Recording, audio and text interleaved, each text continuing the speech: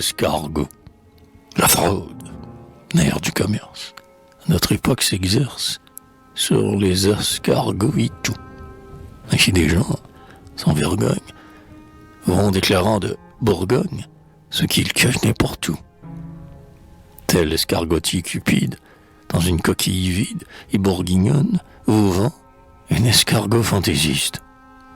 C'est le jeu des fabulistes, paré des plumes du pan. Mais ceci n'est rien encore.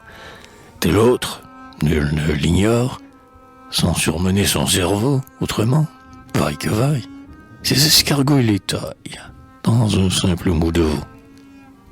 C'est ce qui fait qu'en Bourgogne, les bourguignons sont en règne.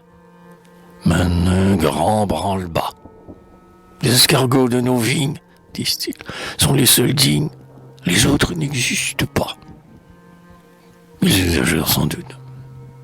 Des escargots, somme toute, viendraient-ils de Chicago, des Balkans ou de la Flandre, peuvent de même prétendre à ce titre d'escargot.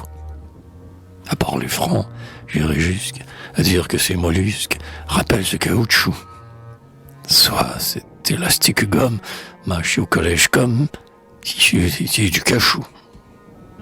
Mais la savante industrie des vattels de ma patrie est admirable à ce point qu'il vous ferait, ma parole, bouillie dans leur casserole, manger votre propre poing.